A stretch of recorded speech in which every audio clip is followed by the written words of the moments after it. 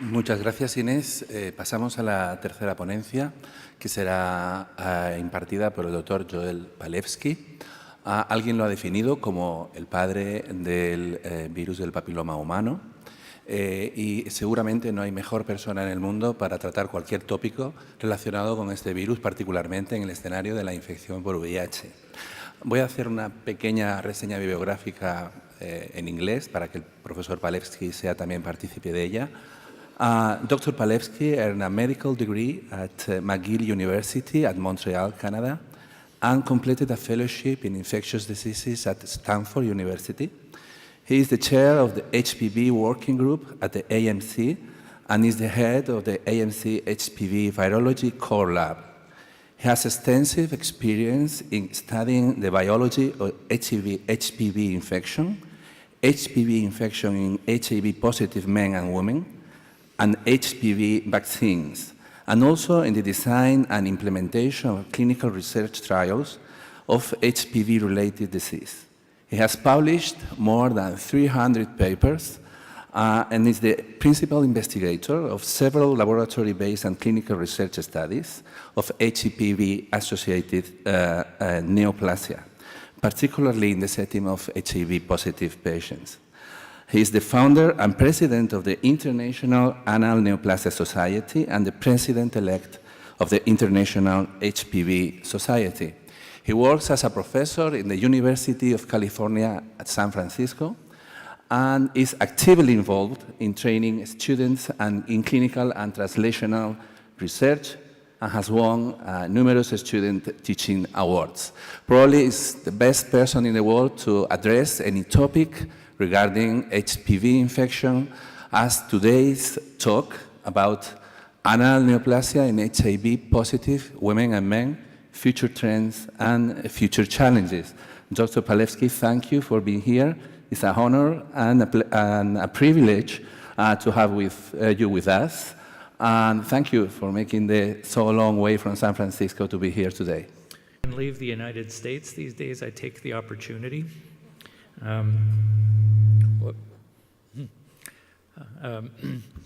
It was quite an interesting experience on the airplane because when I left, the election was still in process, and I hadn't learned of the results yet by the time we landed in Frankfurt.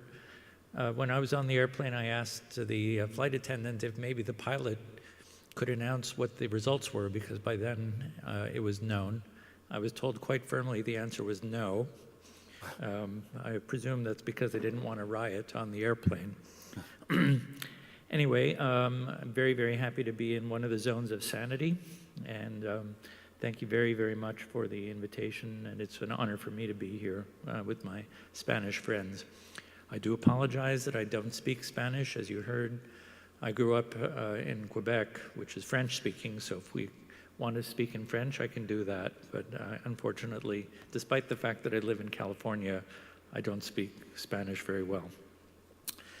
So I'm going to talk about some issues around anal cancer, and you've already heard some very nice information about it from Professor Mesa. But I'm going to go in a little bit more detail. I wonder if somebody could get rid of this for me. Oh, there we go. Okay. So firstly, some of my disclosures.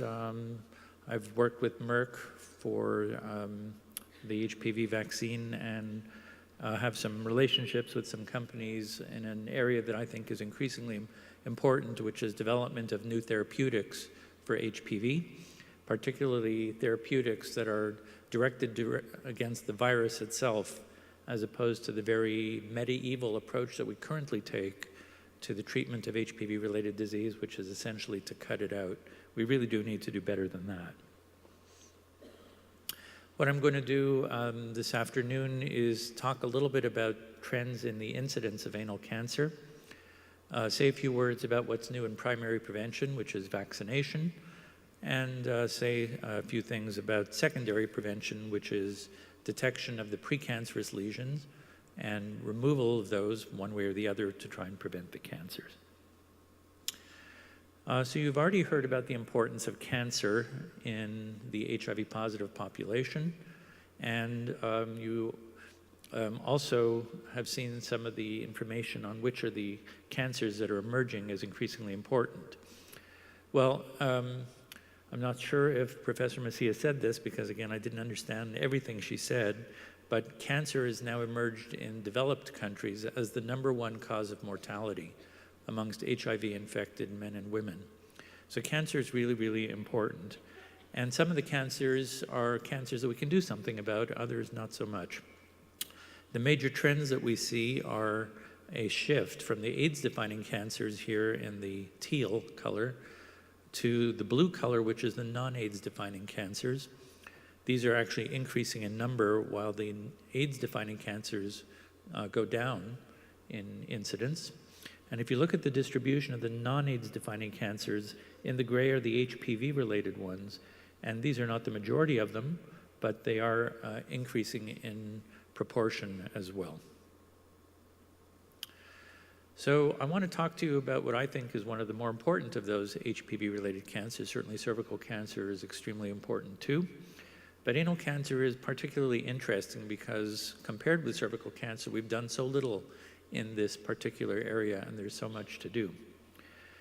So for those of you who are not that familiar with the stuff that goes on below the belt, I want to point out that the anus is far more similar to the cervix than you might think. Clearly they have somewhat different functions.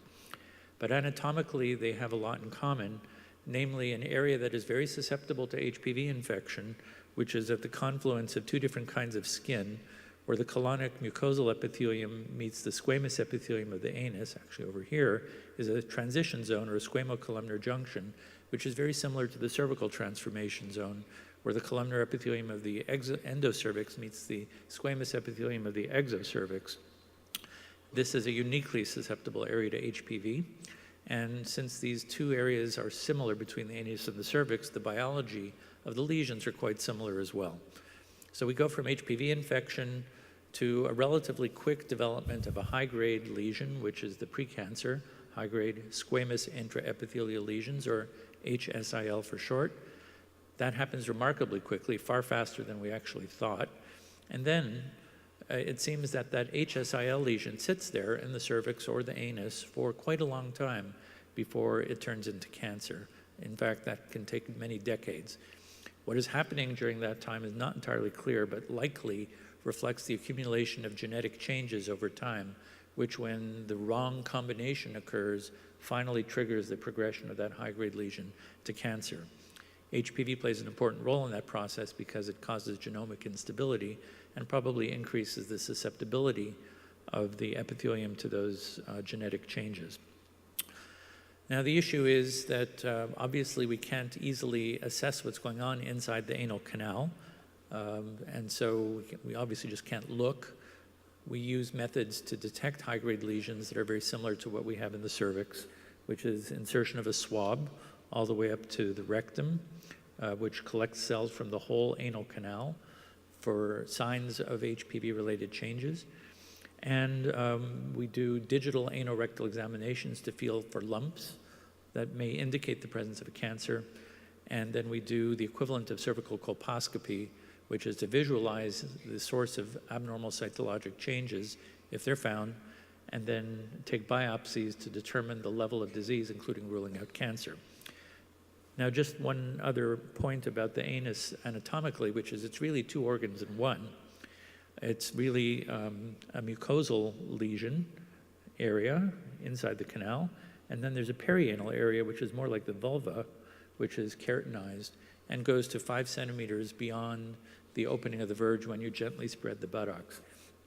So anal cancer can actually occur in any one of these areas. It's a rather large area from the point of view of the amount of square centimeters involved.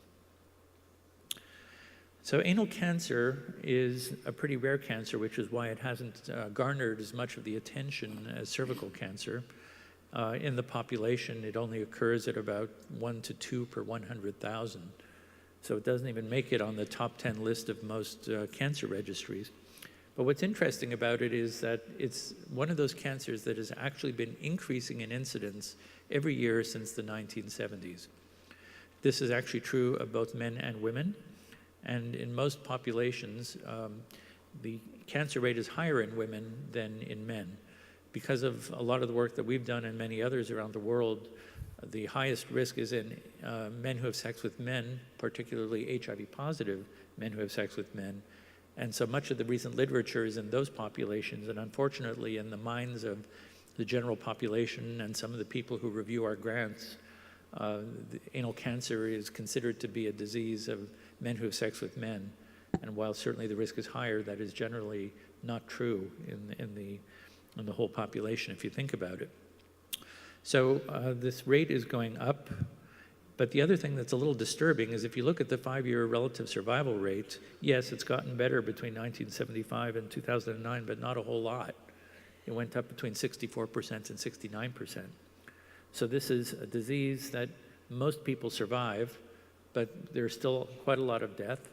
And the other very important thing to remember here is that even if people survive, the treatment of this disease is so awful.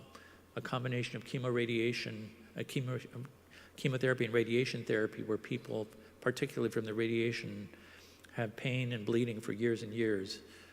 This is definitely a disease you want to prevent and not wait for an early cancer to develop. So this just shows you what some of these data look like in various populations where good cancer registry data are kept. You can see those upward trends in both blue and red for men and women. So let's talk about those highest risk populations, and they are HIV-infected men and women. Amongst men who have sex with men who are HIV positive, the incidence was recorded in the NA Accord cohort to be as high as 131 per 100,000. This is enormous. This is higher than the highest rates of cervical cancer anywhere in the world, even in the Southern Hemisphere, where screening programs don't really exist for cervical cancer. Men who have sex with women who say they've never had receptive anal intercourse have a high rate of 46 per 100,000, and women have an incidence of anal cancer of 30 per 100,000. To put that in context, in the United States, where we do have screening for cervical cancer, the incidence in the general population is about 6 to 8 per 100,000. So these are really quite common in this population. To give you another interesting fact, in Australia, where the cervical cancer screening program is really good, and they're doing a better and better job of controlling cervical cancer, but nobody is screening for anal cancer yet. It is estimated that by 2030, anal cancer will be more common than cervical cancer in that country. So there's one good piece of news, which is that although the rate has gone up since the introduction of antiretroviral therapy, primarily due to the better survival of HIV-positive people, that rate of increase has actually leveled off.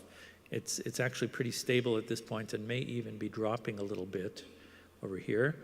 And so that's great, but it's still way too high. So if you think about where anal cancer stands in the spectrum of cancers occurring in HIV-positive people, it's interesting to note that it's less common than lung cancer, probably because of the high rates of smoking, as you've heard, but it's actually more common than prostate cancer. Here's the number of anal cancer cases, and you can see that it is probably the most common potentially preventable cancer. Now, another theme that I want to speak about is one that was also already alluded to, which is the issues around aging. You'll see that the rates of cancer are higher as people get older for the HPV-related cancers. It's true for anal cancer, vulvar cancer, not so much for cervical cancer, which peaks typically in the 50s and then starts to decline. But anal cancers become more and more common as people get older. That's important because the population at risk is getting older too, as you've heard. In 2015, that's a few years ago now, more than half of people living with HIV and AIDS were over the age of 50. And that's a pretty big number. That's over 300,000 people in the United States alone. Furthermore, there's, as you heard, also evidence that people living with HIV and AIDS may be aging prematurely. So we can't even just look at their their chronological age, we have to look at their biological age. And you've heard about some of these factors that lead us to believe that people do age faster from a biological point of view. So if you think about where anal cancer is going, it's really a mixture of things. There's some factors that seem to be pushing it towards an ever higher incidence, and some that may be perhaps moderating, and perhaps decreasing that risk. So in this little table, I listed factors in a color code, which are the ones that we have no control over, which are in red, ones that we have a little bit of control over in orange, and then the ones that we have a fair amount of control over in green. Nothing we can do about increasing age, and at the moment at least there's not a whole lot we can do about accelerated biological aging, and these both undoubtedly increase the risk of cancer. A lower nadir CD4 count is a pretty powerful predictor of risk of anal cancer, and I put it in orange because, as you know, the guidelines have changed over the years, and we're starting people on antiretroviral therapy earlier and earlier, and my guess is they're going to have a higher nadir and probably a lower risk of anal cancer. So the reason that's not green, and the reason why it's in orange, is because, unfortunately, those guidelines changed so recently that the vast majority of people who have been on antiretroviral therapy were started at a level below where we would currently start them, and there's nothing we can do at this point about their nadir. So unfortunately, I think that guideline change really is not going to benefit the majority of people living with HIV and AIDS, at least in the United States. There's probably some benefit to controlling the current CD4 level, so it's in green, and probably some benefit to earlier initiation of ART, so that's in orange. But the last two are also extremely important. So one thing we can definitely do something about is screening for and removal of HSIL, the high-grade precancer. Now, I wrote definitely for cervical disease. We know we can prevent cervical cancer, it's proven. And I put for anal, possibly. I think we can prevent anal cancer by removing anal HSIL, but for the reasons I'll show you in a little bit, we're not 100% sure. But I think for the moment, at least until we know that it does or doesn't, we should try. And then HPV vaccination, great thing. I'll say a little bit more about it in a bit. But again, as we say in English, the horse is out of the barn for most people. In other words, the majority of HIV-infected people are past the age where vaccination is likely to be helpful. So this is a great thing to do in the long term, but the impact on the HIV-positive population as it exists today from preventive HPV vaccination is likely to be limited. So if we think about where the cancer epidemic is going to go from at least the HPV point of view, one thing we could look at is how many people have anal HPV infection. If you don't have anal HPV infection, you're not going to get anal HSIL or cancer. You could also ask how many people already have anal HSIL. Chances are you won't get cancer if you don't have HSIL at some point either. So this slide summarizes what we know in these three populations that I mentioned to you from the NA Accord data, and they're pretty, I think, disturbing. So if you look at the prevalence of anal HPV, in most studies, basically every HIV-positive MSM has anal HPV infection. A high proportion of men who say they've never had anal intercourse, men who have sex with women, have anal HPV infection, nearly 60%, and a remarkably high proportion of women have anal HPV infection. In fact, anal HPV infection is more common than cervical HPV infection in HIV-positive women. The prevalence of HSIL is also alarming. These are cross-sectional data, meaning just one sampling. So if you sample more often, you're probably going to find more disease. But in cross-sectional data, the prevalence is nearly 50% for the HIV-positive MSM and nearly 30% for HIV-positive women. We don't really have a lot of data on men who have sex with women. So what about primary prevention? I mentioned that it's probably not going to help most of our patients, but it's certainly a good thing to do for people who are eligible for it. We now have the non-valent HPV vaccine, which has 7 different oncogenic HPV types, plus the 2 types that cause warts, type 6 and 11. A few things that are new around this vaccine. So one is that we now believe we can get away with 2 vaccinations instead of 3 at 0 and 6 months or 0 and 12 months. provided you're starting vaccination under the age of 15. If you're 15 or older, you still need the traditional 3-dose regimen of 0, 2, and 6 months. Or if you're immunocompromised, i.e. HIV positive, you still need 3 doses. It's a really good vaccine, very safe, very effective, provided you haven't been exposed to HPV yet, and extremely immunogenic. So immunogenic that it's entirely possible that 1 dose might be enough, and there are currently some studies in progress to look at that. As far as HIV positive people are concerned, if they fall into the age recommendations, they should definitely be vaccinated. It's safe. People seroconvert. The titers that they develop are lower than what we see in the HIV negative population, but they're still probably well above what we need for protection. So the vaccine would work just fine, provided that the individual has not yet already been exposed to the HPV types that are covered in the vaccine. And that's really the issue, because the question mark is how effective is it?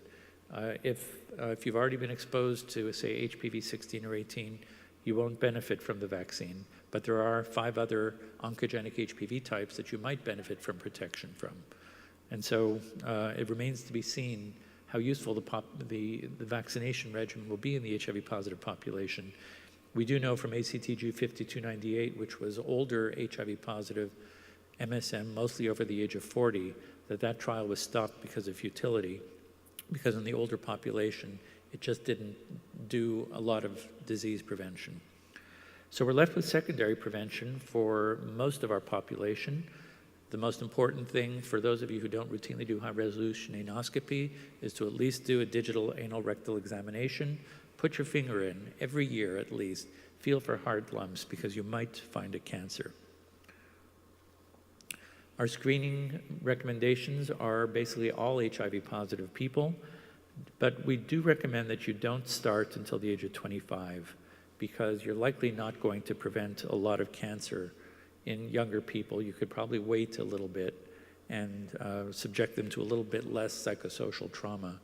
So they do need to be screened, but not at a very young age. As far as treatment of HSIL is concerned, it's really all about preventing the cancer and the relief of symptoms. It is a very challenging thing to do because HIV positive people tend to have large lesions and multifocal lesions, and they have a high recurrence rate. So it's really a huge challenge, and as I mentioned, we're not 100% sure yet that it actually works to prevent cancer. Not because it doesn't, but because the study to address that question hasn't been done yet. Well, it's actually being done, and this is one of the studies that was alluded to in my introduction. This is called the ANCHOR study, which stands for anal, that's the AN, cancer is the C, HSIL is the H, outcomes research. The acronym, I think, was probably one of my greater strokes of genius in my career. And this is a study funded by the National Cancer Institute and the Office of AIDS Research. And the idea is to ask whether treating high-grade disease has its intended consequence. Does it prevent cancer? And so we're doing something that a lot of people in the United States considered pretty courageous, which is to follow people with high-grade disease. This is a randomized controlled trial of people with biopsy-proven high-grade disease, and we're randomizing them 50-50 to treatment versus observation, following them at least every 6 months, and then counting up the number of cases of cancer in both arms. So it's a big study. We estimate that we need to screen over 17,000 people to enroll 5,058 with biopsy-proven disease, retain them for 5 or more years, and then see how we're doing. Well, we don't know yet, but I can tell you that as of this month, we have actually surpassed the enrollment goal. It's a little higher than 2543 now, and so we're well on our way and actually having less of difficulty enrolling this study than we were originally worried about. So if you have me back in a few years, I might have some more data on this, and we are collecting information about cancers as we're going along. So to summarize, anal cancer is increasing in the general population and is probably going to remain for the foreseeable future the most common preventable cancer in HIV-positive men and women. For primary prevention, the vaccine is highly efficacious and an important tool to prevent anal cancer, but primarily in younger people who are less exposed, certainly under the age of 26, and that includes HIV-positive men and women. After 26, I think that's more of an individual decision. It's safe. It probably won't hurt the person. It costs money because most insurance companies, at least in our setting, don't pay for it. For secondary prevention, anal HSIL can be sought and treated in an effort to reduce the risk of anal cancer. Please do your digital anorectal examinations. The treatment is not easy, probably worth doing.